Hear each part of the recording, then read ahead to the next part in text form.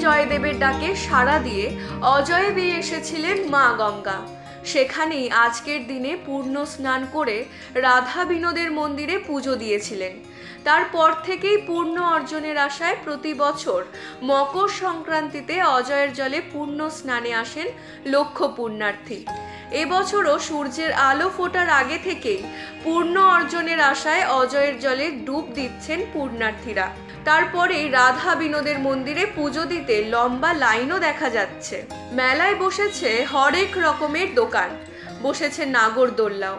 কোথাও খোলা মঞ্চে, আবার কোথাও আখড়ার ভেতর চলছে হরিনাম কীর্তনের আসর। কথিত আছে সব তীর্থ বারবার, গঙ্গাসাগর একবার। যারা সাগর তীরে যেতে পারেন না তারা অজয়ের জলেই অর্জন করেন পূর্ণ। মোতায়েন করা হয়েছে অতিরিক্ত পুলিশ এবং স্বেচ্ছাসেবক। বেলা বাড়ার সাথে সাথে ভিড়ও বাড়ছে কেন্দুলির মেলায়।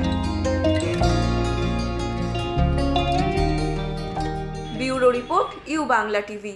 ইউ বাংলা টিভি, হৃদয় ছুঁয়ে যায়।